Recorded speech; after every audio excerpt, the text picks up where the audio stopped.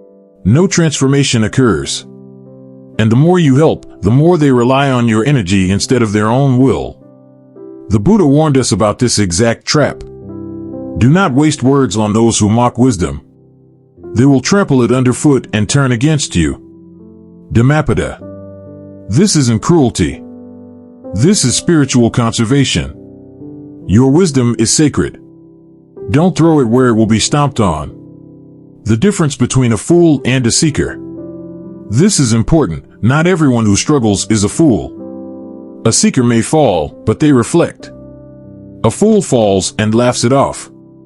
A seeker asks hard questions. A fool gives clever answers to avoid change. A seeker may not change overnight, but they're on the path.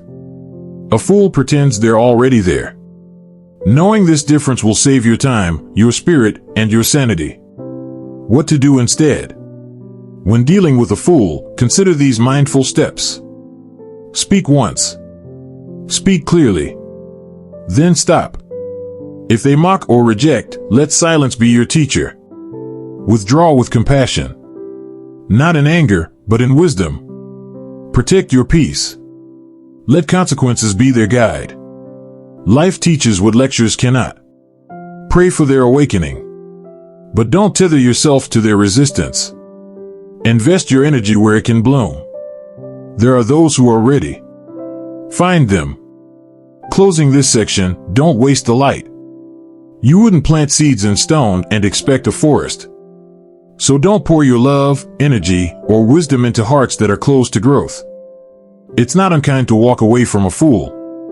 It's respectful to yourself, to truth, and even to them. Because one day, after enough pain, after enough silence, they may finally crack open and remember the light you once tried to give. And when they're ready, you'll still be walking the path. Strong. Clear. Free. 6. The manipulative and dishonest, when kindness is weaponized against you. A compassionate heart without discernment is a magnet for those who prey on goodness. Some people don't come to you because they're in pain. They come because they've seen your kindness and they know how to use it. They don't want healing. They want access. Access to your energy, your generosity, your guilt. They know just what to say. They know when to cry. They know which of your buttons to press to make you feel like you owe them. And if you're not careful, you'll confuse their manipulation for suffering. Manipulation masquerading as need. In Buddhist thought, truthfulness is one of the cornerstones of ethical living. The Buddha taught that deceit is more than a lie, it is a distortion of reality that creates suffering. The Dhammapada says, "A liar is like a withered tree, bearing no fruit, offering no shade." Now think about that image. A tree that offers nothing, no protection, no nourishment, no growth. That is what the manipulative person becomes in your life. They are not just draining, they are barren. No matter how much you give, nothing good grows there. The dangerous charm of the manipulative. The most dangerous manipulators are not obvious. They're often charming, witty, sensitive, victim-like. They will play the role of the helpless, the misunderstood, the broken soul who just needs one more chance. And you, with your open heart, your spiritual practice, your desire to be compassionate, you lean in. You give. You forgive. You give again. Until one day, you wake up and realize you've been emotionally blackmailed. You've said yes when you meant no, too many times. You've sacrificed your own peace to keep them from falling apart. And they're still falling. And blaming you for it. A true story, the master of guilt. I once worked with a woman named Ellen. She was brilliant and deeply manipulative. She played the wounded healer persona so well that everyone around her rushed to help. Every crisis she had became a spotlight. Every failure was someone else's fault. She always had a story that made you pity her, always needed something, time, money, connections, emotional support. At first, I believed her. Then I started seeing the patterns. She would call only when she needed something. She would disappear after getting it.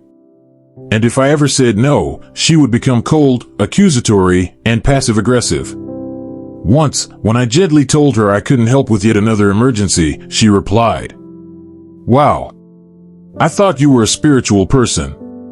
That one sentence is what manipulators do best. They turn your values into weapons.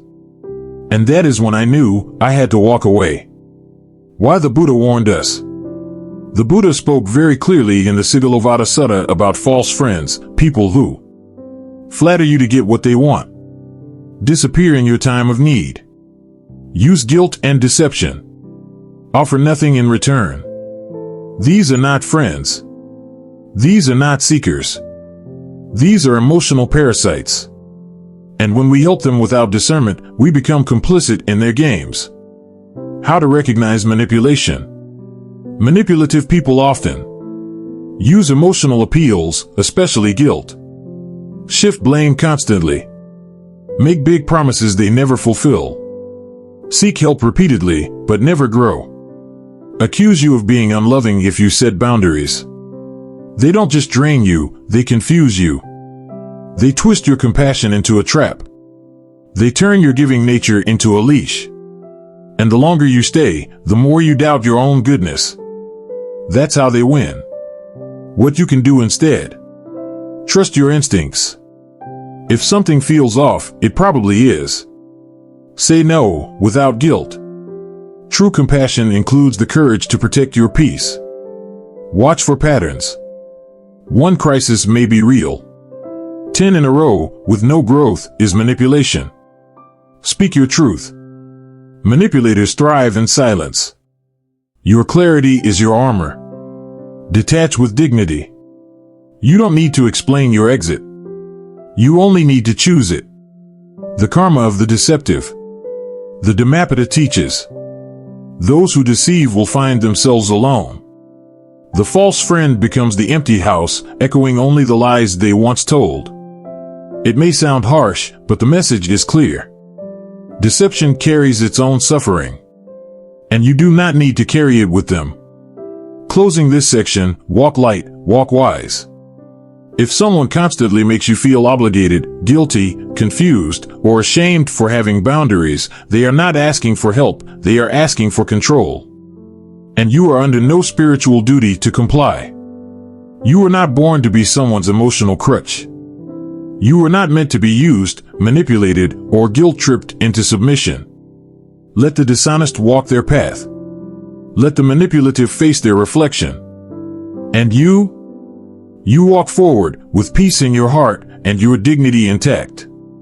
Because kindness without wisdom is not virtue, it's vulnerability to harm. 7. The unrepentant, when letting go is the only compassion left.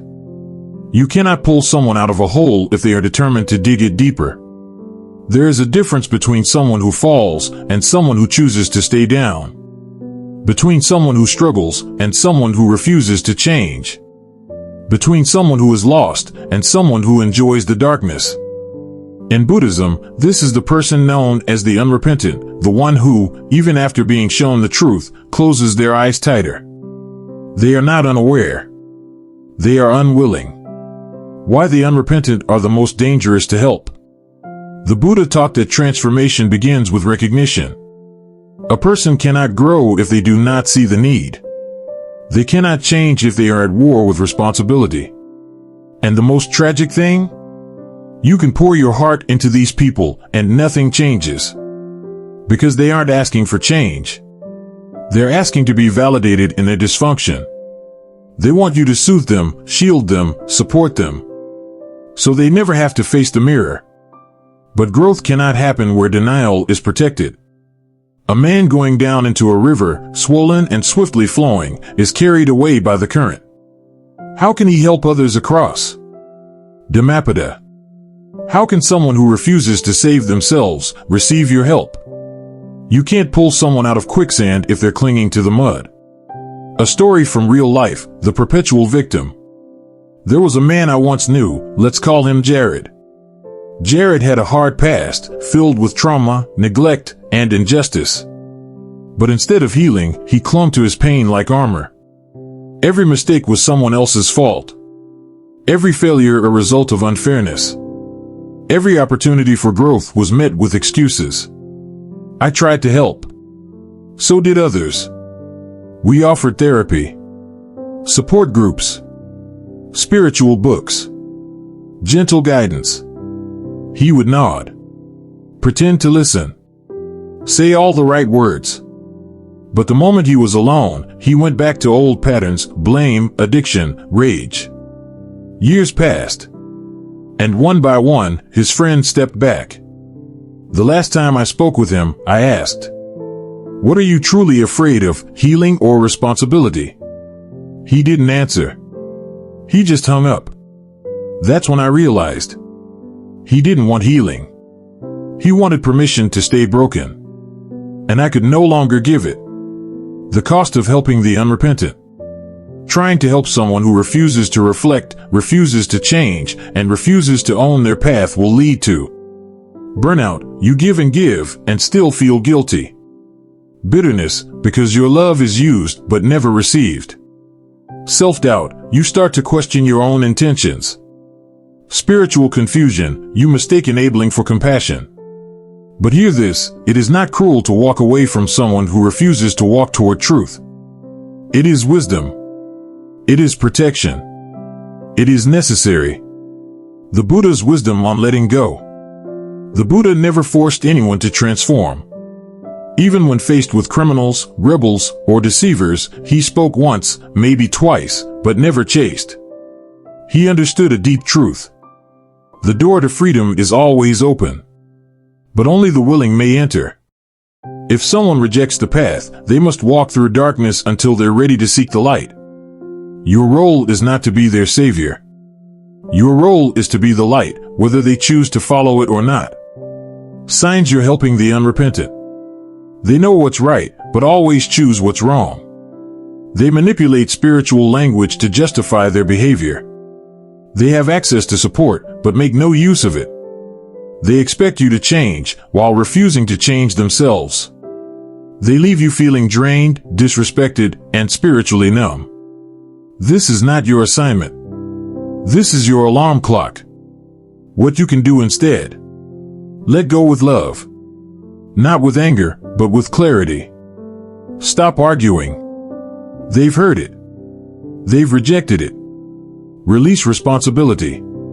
Their path is their own. Protect your energy, so you can help those who are ready. Pray, if you wish, but walk forward.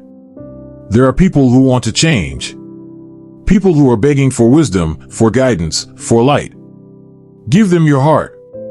But for those who spit out every seed you plant, step back. Let karma be their teacher. You cannot teach someone who refuses to see. You cannot awaken someone committed to sleeping. But you can keep walking the path and trust that, one day, they might open their eyes and see the footprints you left behind. Closing this section, the final compassion. Sometimes, the most compassionate thing you can do is nothing.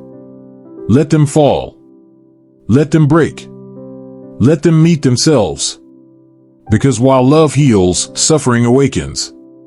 Let go. With a steady heart. And trust the universe to carry them where your arms no longer can. Conclusion, compassion with boundaries is still compassion. To walk in wisdom is to love without losing yourself. You started this journey, perhaps, with a heavy heart. A part of you may have doubted. Is it right to stop helping? Is walking away from someone in need truly spiritual? Am I still a good person if I say no? But now, you know the truth. Kindness without wisdom is not compassion, it's self-sacrifice. And sometimes, the greatest act of love is to let go. Let's revisit what we've uncovered. The lazy and idle taught us that effort must come from within. We cannot carry those who choose not to walk. The ungrateful reminded us that giving should flow both ways, through appreciation, energy, and respect. The proud and arrogant showed us that ego is a wall no wisdom can climb until life humbles it. The wicked and sinful revealed that compassion is not blind approval, enabling harm is not kindness. The fool reminded us that some people don't need another answer, they need a consequence.